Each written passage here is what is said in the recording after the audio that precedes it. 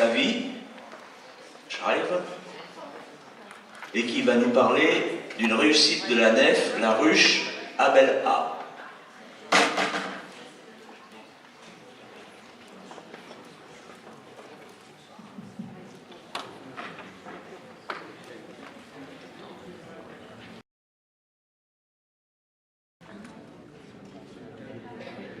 Bonjour à tout le monde.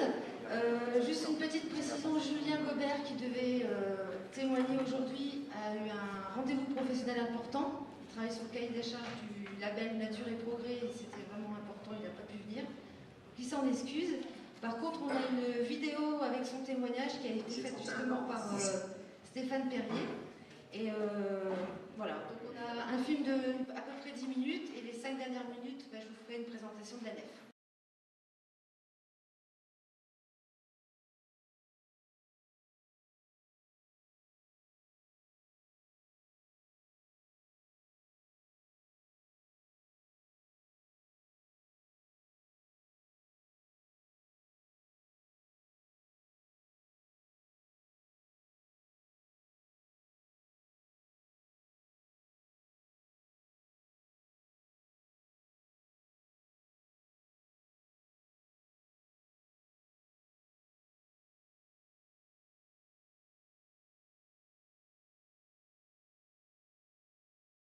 J'ai 31 ans, je suis apiculteur.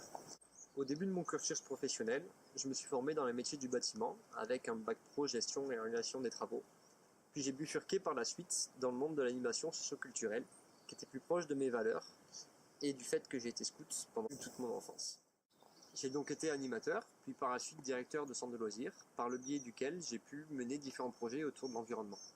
Par un envie et un besoin de retour aux sources, j'ai décidé en 2010 de me lancer dans les métiers agricoles, étant sensibilisé depuis tout petit au monde de l'abeille par mon cousin Germain qui est apiculteur professionnel. Je me suis donc formé à ses côtés pendant presque 2 ans, puis en 2012 j'ai décidé de m'installer agriculteur avec 20 ruches dans le but de créer une ferme pédagogique.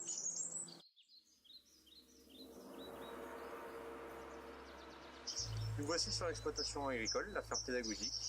Donc j'ai trouvé un terrain en 2013 sur la commune d'Escragnol, à 30 minutes de Grasse, et plus précisément dans les gorges de la Siagne, qui est dans une zone Natura 2000, une zone naturelle. Donc c'est un terrain de 4 hectares sur lequel j'ai pu commencer à y développer la miellerie, qui est un chalet en bois, afin de pouvoir respecter au maximum l'environnement dans lequel on se trouve et de faire des constructions écologiques.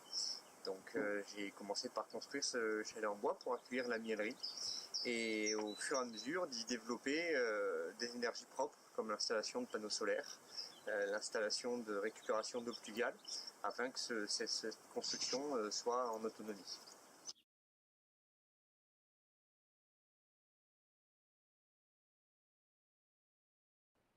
Alors par rapport à l'apiculture, j'ai voulu prendre le label Nature et Progrès. Donc c'est un label qui est le premier label de l'agriculture biologique qui date depuis 1964 et qui a été créé par des agriculteurs suite aux pesticides et insecticides qui sont arrivés après la Seconde Guerre mondiale. Donc à ce jour, c'est vraiment un cahier des charges qui tient rigueur et qui valide beaucoup de petites structures, petites fermes, avec des productions à taille humaine. Et pour moi, c'était vraiment important de pouvoir avoir une vraie labellisation pour que les consommateurs puissent retrouver une éthique dans un produit et une éthique aussi qui valorise et qui respecte la biodiversité et les petites fermes et du coup les fermes à taille humaine. Donc de là, je produis des miels un petit peu différents de la RPI grassois et niçois. Donc du miel de sarriette, de lavande sauvage, de thym, du miel de montagne toute fleur. Et à partir de là, je peux développer d'autres produits de la ruche comme des sucettes au miel, des savons à base de cire d'abeille et de miel, afin de pouvoir vraiment se soigner avec tous les produits de la ruche, car pour moi, toute la production d'une ruche est avant tout des médicaments avant d'être un aliment. Donc c'est pour ça aussi que j'ai choisi cette labellisation pour respecter au maximum cette production et la valoriser dans ce sens-là pour qu'on puisse se soigner avec les produits de la ruche.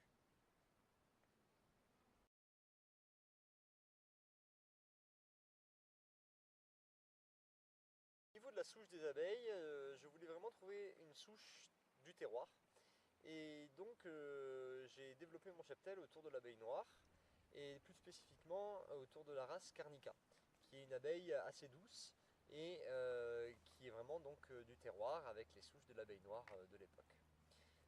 De là, j'ai développé un cheptel de ruches avec maintenant à peu près 150 ruches et que je transhume au fur et à mesure des saisons, de la mer jusqu'à la montagne.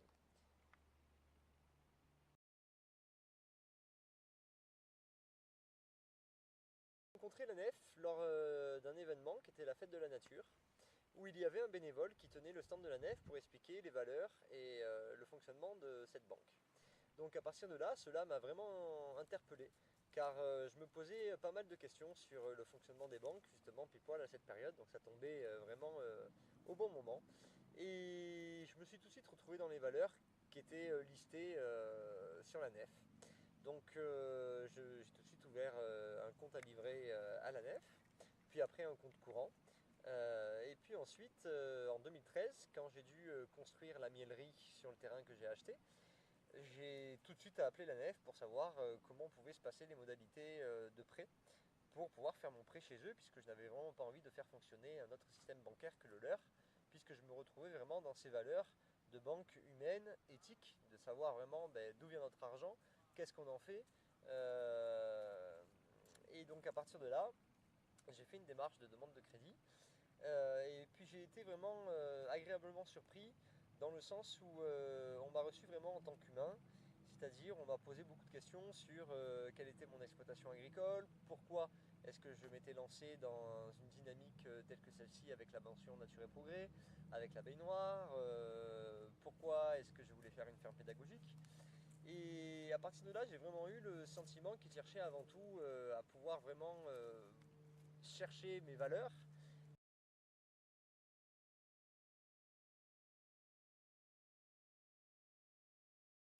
En 2015, j'ai eu la chance de pouvoir acquérir les terrains collés aux miens, à la ferme pédagogique que je commençais à mettre en place, et donc d'acheter 2 hectares supplémentaires avec des bâtiments à rénover. Donc j'ai contracté un second crédit à la nef qui m'a permis du coup de pouvoir acheter les lieux. Et tout ça a pu se faire très simplement puisque la nef me connaissait déjà, avait suivi l'évolution de mon projet depuis 2013 et m'a tout de suite suivi pour pouvoir contracter ce second crédit étant donné que je ne me surendettais pas et que ça pouvait tout à fait rentrer dans mon plan de financement de mon exploitation agricole. Au fur et à mesure, j'ai donc développé les lieux. Et puis à un moment donné, j'ai vraiment eu envie de pouvoir développer un verger de fruitiers d'anciennes variétés.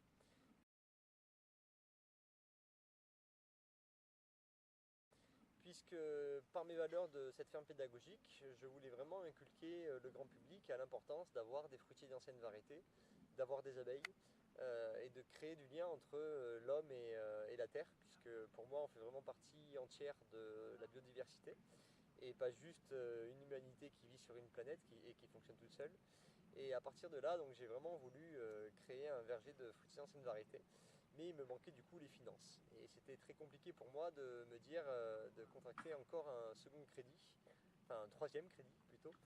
Et donc de là, je me suis beaucoup intéressé au financement participatif, puisque quelques temps avant toutes ces idées-là, la nef a lancé sa plateforme de financement participatif qui s'appelle Zest.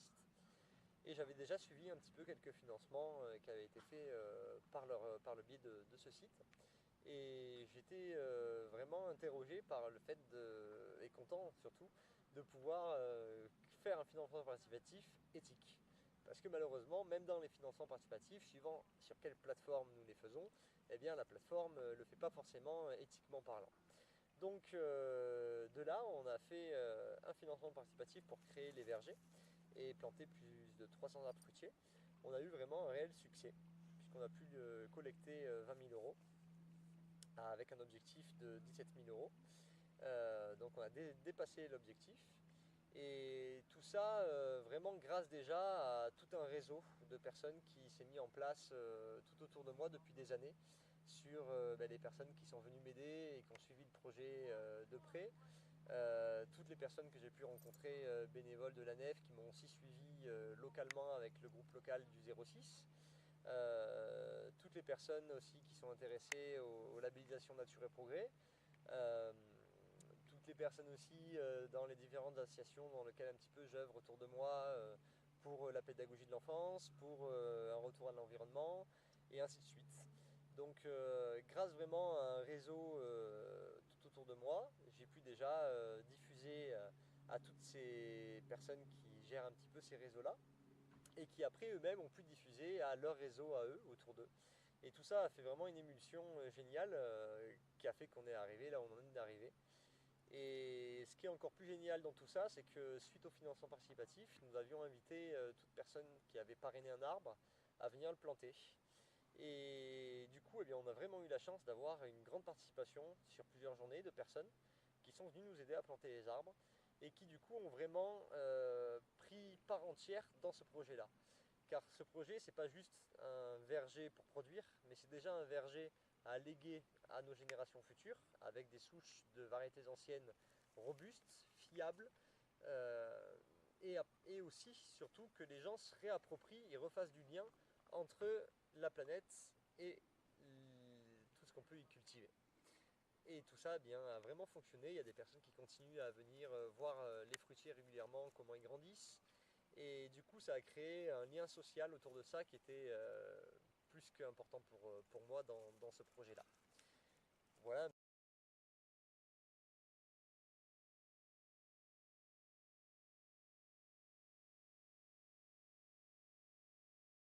Donc moi je suis Flavie, je suis sociétaire active depuis novembre 2014.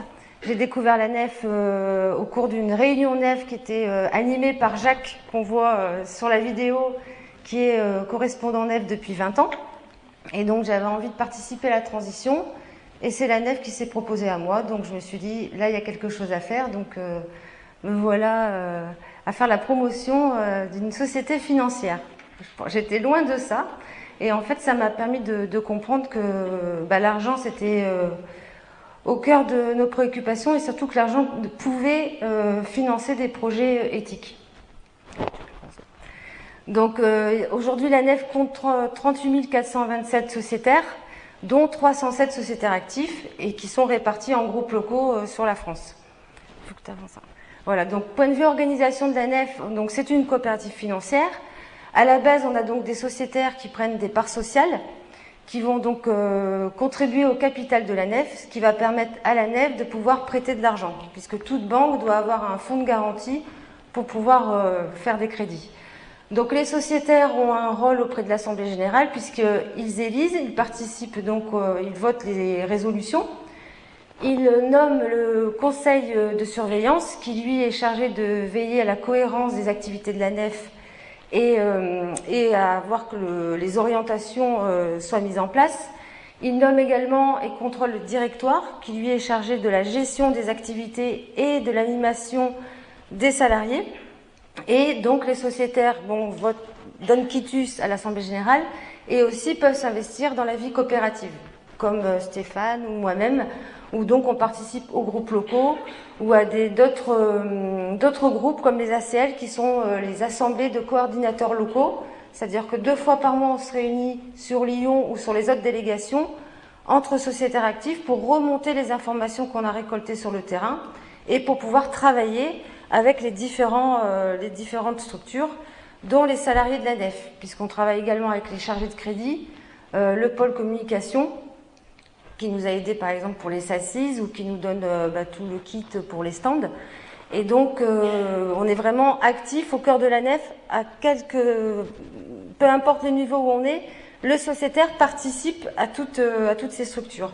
Et dernière chose, le conseil de surveillance s'est doté d'un organe d'appui à l'évaluation et aux décisions des orientations. Donc il y a vraiment une idée de participation, mais aussi de contrôle pour que ça reste participatif. Donc comment fonctionne la nef ? On parle vraiment de circuit court de l'argent. Donc les épargnants vont confier leur argent à la nef, qui va donc les rémunérer avec des intérêts. Donc là on a plusieurs produits au sein de la nef, sans pouvoir en reparler aux ateliers. Et donc cet argent va permettre de financer des projets éthique. Et à nouveau, la nef sera financée grâce aux intérêts qu'elle recevra des porteurs de projets. Donc on a vu 38 427 sociétaires répartis en 83% de particuliers, principalement des épargnants, et 17% de professionnels, donc principalement des emprunteurs. Depuis sa création en 88, il y a eu 5000 projets financés par la nef. Et pour l'année 2017, 387 prêts débloqués. On va voir après les projets financés aussi dans les Alpes-Maritimes. Autre caractéristique, les épargnants peuvent flécher leur épargne et choisir que leur argent aide des projets soit dans l'écologie, le social et le culturel. À savoir que s'il y a une année où il y a plus de projets écologiques, évidemment, elle ira prêter l'argent où il y a un besoin. Donc des projets sur la région, on a 21 paysans par exemple sur Nice, qui est un lieu de distribution de produits écologiques. À la base, ce sont des paysans qui se sont réunis, et donc cette boutique permet la distribution de leurs produits. Et ils ont également un restaurant. Les beautés vagabondes, là on est sur une création d'institut de beauté mobile. On va avoir une association, donc là on est plus dans le domaine social, qui accompagne de façon personnalisée vers l'emploi, qui est aussi de la cohésion de quartier sur Grasse. Un restaurant végétarien sur Vence qui propose aussi des ateliers liés à la transition. Destination durable, là on est sur une plateforme internet donc qui fait la promotion de destinations touristiques durables. Un Biocop sur Nice. Les Préalpes d'Azur, on a vu PEPS2A donc qui a reçu un financement également de la nef.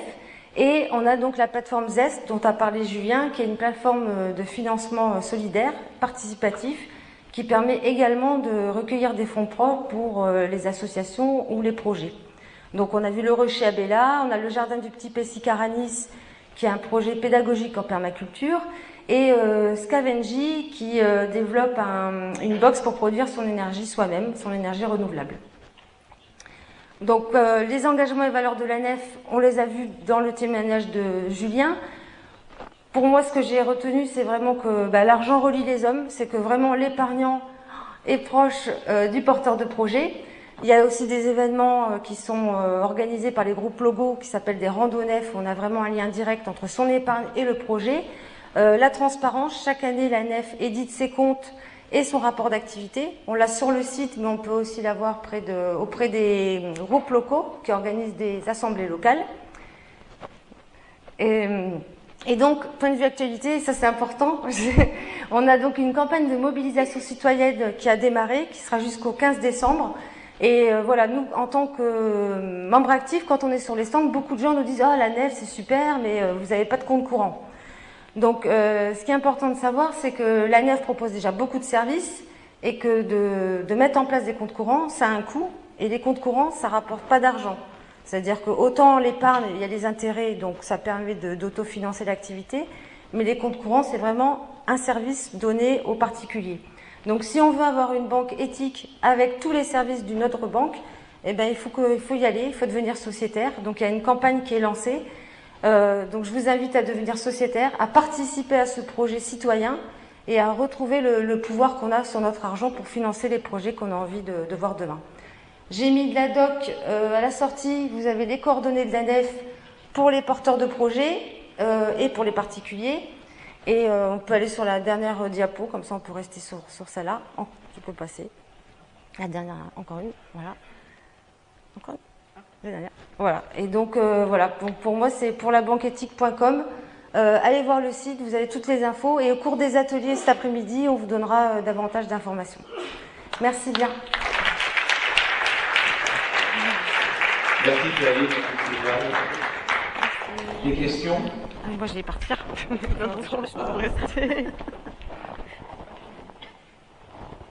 Tu m'aides à répondre. Merci Flavie. C'est très intéressant, effectivement, je fais partie de beaucoup de gens qui ont historiquement leur compte dans des comptes dites non éthiques, je n'assisterai pas, mais voilà. Donc l'idée c'est effectivement à terme de basculer sur par exemple la nef, mais c'est vrai que cette question de compte courant est importante parce que finalement elle pourrait, si vous avez des comptes courants, elle peut amener effectivement le reste. Moi j'aimerais tout amener, c'est-à-dire l'épargne, mon compte courant, tout quoi. Donc je pense qu'il y a un effet d'entraînement. Si on amène le compte courant, on amène en même temps nos placements assurance vie et autres, quoi. L'idée, c'est d'avoir tout, c'est le côté pratique, en fait, tout sur le même banquier. Ouais, tout à fait. D'ailleurs, l'année dernière, à l'AG, il y avait dans les résolutions, il y avait une question, est-ce que toutes les personnes qui viennent à la nef doivent être uniquement sociétaires et participer au capital? Et en fait, ça a été ouvert aussi aux clients, justement, parce qu'on s'est dit qu'en passant par le compte courant et en ayant des nouveaux clients à la nef, bah, c'est déjà un premier acte d'engagement et ça permettra à ces gens-là de participer à ce projet éthique. Mais la solution, c'est vraiment le nombre. Et si on a 10 000 sociétaires en plus d'ici la fin de l'année, ce qui n'est pas grand-chose, parce que rien qu'en tant que sociétaire, si on en parle aux amis et à la famille, on aura vraiment le nombre de personnes suffisantes pour pouvoir dégager les moyens de créer ces comptes courants. Donc il faut vraiment participer au projet. C'est un peu comme Enercop, énergie partagée. Il faut y aller, quoi. Et les parts sociales, c'est 90 €. On peut aussi ouvrir un compte livret sans prendre les parts sociales, et c'est 10 €. Et maintenant, tout est en ligne et c'est vraiment facilité pour que ça se fasse en quelques clics. Et nous, en tant que membres sociétaires actifs de la nef localement, on peut vous accompagner dans cette inscription. Je pensais que vous aviez un rapport avec le crédit coopératif. Alors, le crédit coopératif... Oui, pardon. Quel est votre rôle par rapport à la monnaie locale, là où qui est évoqué par la personne? Alors, par rapport au crédit coopératif, donc en fait, tout organisme financier doit avoir une tutelle. Donc, la tutelle de la nef, c'est le crédit coopératif.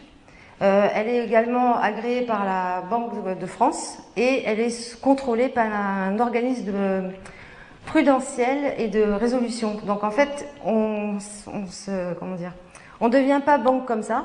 Même si on a l'impression qu'il y a plein de comptes courants qui s'ouvrent avec Carrefour et tout ça, il faut savoir que derrière, c'est de grosses banques, hein, donc elles sont déjà banques. Et donc, le crédit coopératif est vraiment notre banque tutelle.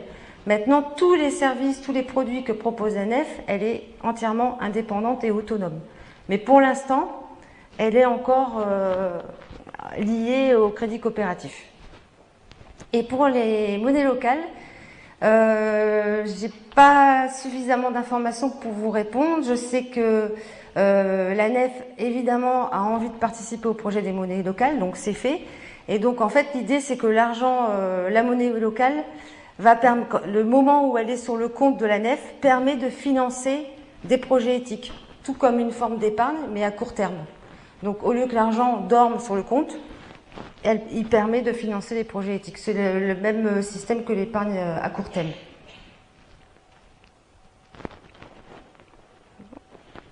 Je ne veux pas monopoliser, mais vous pouvez nous dire un mot sur les taux d'épargne? Comment ça fonctionne sur les taux d'épargne? Alors ça c'est alors là je vais pas, je les ai pas, je les ai pris avec moi, je les connais pas par cœur. Après pour le livret A, je sais qu'on est aligné sur les autres livrets. On est vraiment sur les mêmes montants que les autres banques. Il n'y a pas des gros intérêts. Et évidemment, si on laisse son argent plus longtemps à la nef, sur 7 ans, ben, vous aurez plus d'intérêts. Mais on est vraiment sur les mêmes chiffres que les autres banques. Après, sur le site de la nef, vous avez un onglet particulier avec tous les différents comptes épargne et tout est bien expliqué. Vous avez vraiment le taux d'épargne, la durée du placement, le fléchage, tout est vraiment bien expliqué. Si je peux me permettre, oui. Parce que je suis aussi sociétaire et titulaire d'un livret, donc je peux aussi apporter des éléments complémentaires. Peut-être qu'on peut se poser aussi la question de savoir à quoi ça sert, les intérêts. Et moi, franchement, je me suis toujours dit, quand je regarde un relevé de compte en fin d'année ou en début d'année plus 1, et que je m'aperçois que ça m'a rapporté 22 €, je me dis, bon, finalement, ok, c'est super, je suis vachement plus riche. Donc en fait, je suis vachement très très heureux, très content de savoir que quand je suis en livret nef, au moment où j'ouvre le livret, je peux déclarer à la nef que mon souhait, c'est que ces intérêts, ou une partie de ces intérêts, notamment la moitié, soient versés à une cause, à une association, voilà. Donc finalement, c'est pas tant le pourcentage de taux d'intérêt qui est important, c'est de savoir ce qu'on en fait. Voilà. Et moi, j'apprécie ça. Merci.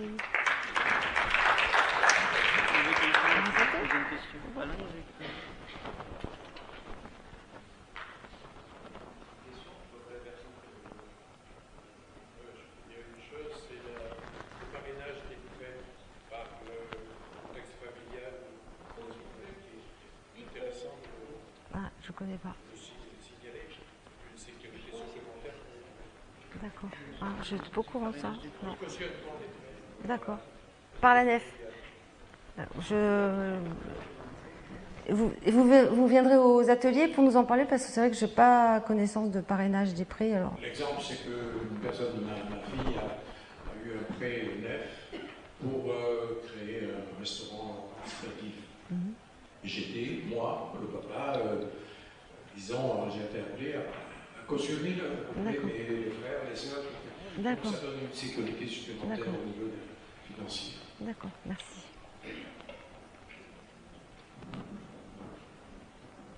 Encore d'autres questions? Bon. Alors, est-ce que